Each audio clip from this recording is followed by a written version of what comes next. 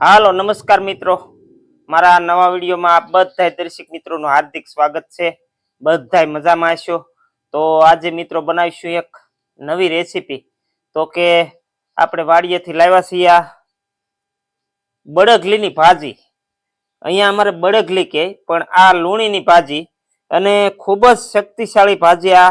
અને બધી મોસમમાં આ ભાજી મળી રહેતી હોય છે ખેતરોની અંદર. આની અંદર એન્ટીઓક્સાઇડ ખૂબ ભરપૂર માત્રામાં હોય, પછી વિટામિન એ અને સી હોય, અને ખૂબ જ શક્તિશાળી અને યાદશક્તિ વધારવામાં પણ ખૂબ જ ગુણકારી ઔષધિ ગણવામાં આવે છે. તો મિત્રો આને છે ને આ થોડીક ચીકણી આવે પણ ખૂબ જ શક્તિશાળી આવે છે. તો આની આપણે આજે ભાજી બનાવવાની છે. તો આપણે આ લૂણીની ભાજી બનાવીશું અને આપણે આ વાડીએથી તોડીને લાવ્યા છીએ ખેતરમાંથી. અને આપમેળે ઉગી નીકળતી આ ભાજી આવે મિત્રો. જો આવી રીતે સાબા આવે એના છોડવાઓ, જમીનારે પથરાણેલી હોય આ. જો આવી રીતે બીયા પણ હોય છે.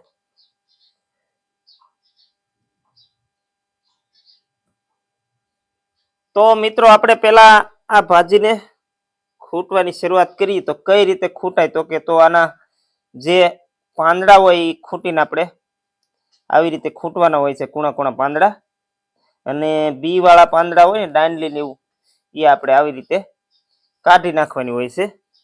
તો આ બધી ભાજી આપણે પેલા ખૂટી નાખીશું અને પછી આપણે આને ધોઈ અને પછી ચૂલે આને છાશમાં શેડવવા મૂકવી પડશે.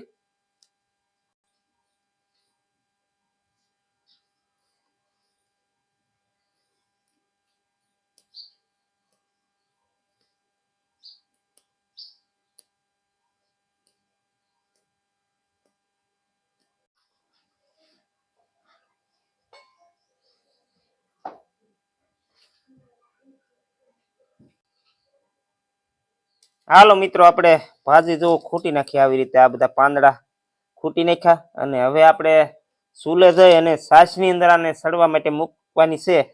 તો મિત્રો આ ભાજી ખાવાથી આપણા હાડકા પણ ખૂબ જ મજબૂત બને છે. અને હવે આપણે ચૂલે જઈ ચૂલો પેટાવી અને આ ભાજી સડવા માટે મૂકી દઈશું. તો મિત્રો જોતા રહેજો વિડીયો. તો મિત્રો આપણે છાશ પેલા નાખી દઈએ ને એનું આંધણ મૂકી દઈએ.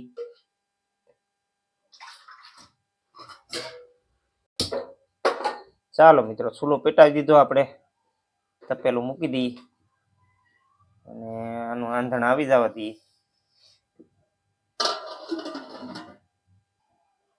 હાલો મિત્રો, આપણે પેલા આ ભાજીને છે ને પાણીમાં ધોઈ નાખીશું. આપણે શેડવવા મૂકતા પેલા આપણું આંધણ ગરમ થાય ને ત્યાં આપણે આને ધોઈ નાખીએ.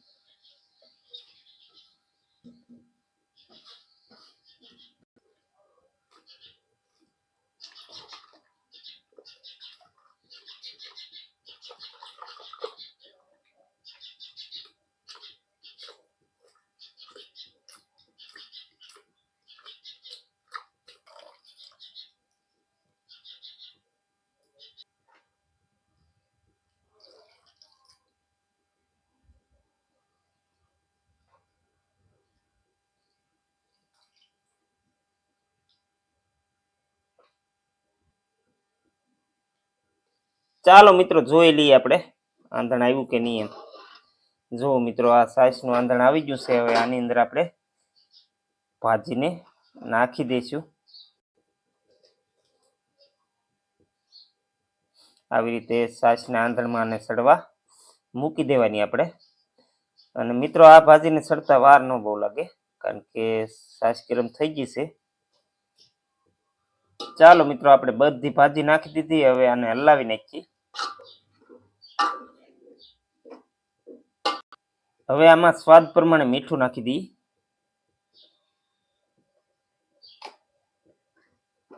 હલાવી નાખીએ. હાલો મિત્રો, જોઈ લઈએ ભાજી સડી ગઈ કે. જો મિત્રો, આપણી ભાજી સડી ગઈ. તો વાન બદલી ગયો એટલે સડી ગઈ કહેવાય. આ છાશમાં આપણે મૂકી હતી. તો હવે મિત્રો આની અંદર આપણે હવે જ નાખવું પડશે. એટલે બધા મરી મસાલા અને તેલ ને ધાણા પાવડર, મરચું, એ બધું આપણે આમાં બેઠું નાખવાનું થાય. કારણ કે આ ભાજી એ રીતની છે, આને છાશમાં બનાવવાની હોય છે. તો આપણે પેલા નાખશું લસણની પેસ્ટ.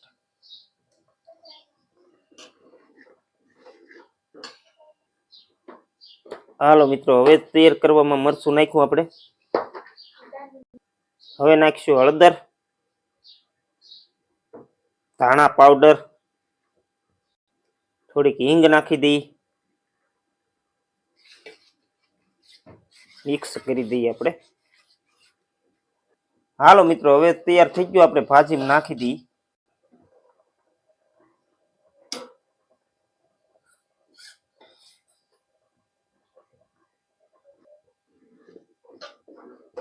ચાલો મિત્રો, હવે ઉપરથી આપણે તેલ નાખશું.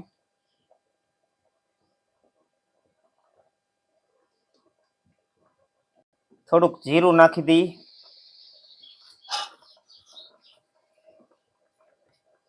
હાલો, જીરું નાખ્યું આપણે આખું, હલાવી નાખીએ. આ ભાજીની મિત્રો સડતા વાર ન લાગે. જો સરસ મજાની આ લૂણીની ભાજી, અને અમારા પંથકમાં બળગલીની ભાજી કહે આને મિત્રો. હવે જે પંથકમાં અલગ અલગ નામથી આને ઓળખતા હોય, પરંતુ મિત્રો આ ભાજી ખાવી ખૂબ જ આપણા શરીરને હિતાવહ છે, અને એક આયુર્વેદ ગુણ ધરાવનાર આ ભાજી દરેકના ખેતરમાં મળી રહેતી હોય છે. તો આ રીતે ભાજી કરીને સૌ ખાજો. આપણા શરીરની અંદર પોષક તત્વો ખૂબ જ ભરપૂર પ્રમાણમાં પૂરા પાડશે, અને ગમે તેવા રોગ હોય તો મટી જાય છે. ચાલો મિત્રો, હવે જ નખાઈ ગયું ને. હવે ઘડીક આને છે ને સડવા દઈએ આપણે ભાજીને.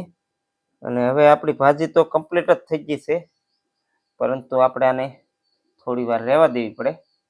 હાલો મિત્રો, જોઈ લઈ. જો મિત્રો, આપણી ભાજી સંપૂર્ણ રીતે સડી ગઈ છે, અને હવે થોડી વારમાં આપણે નીચે ઉતારી લઈશું. આવી રીતે છાશનો રસો આની અંદર રહે, એ બહુ મીઠાશ આપતો હોય છે, અને ખૂબ જ મજા આવે છે. હાલો તો મિત્રો, નીચે ઉતારી લેવું.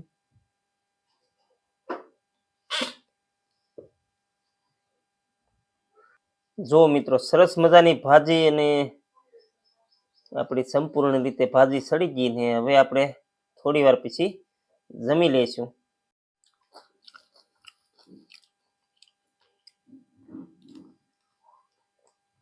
હાલો મિત્રો, લૂણીની ભાજી ખાવા બહુ મસ્તની બની છે. ગામડાની દેશી ભાજી અને ખાવાની ભાઈ બહુ મજા આવે. એનો રસો છે ને ખટો મીઠો બહુ મસ્તીનો હોય. જો આવી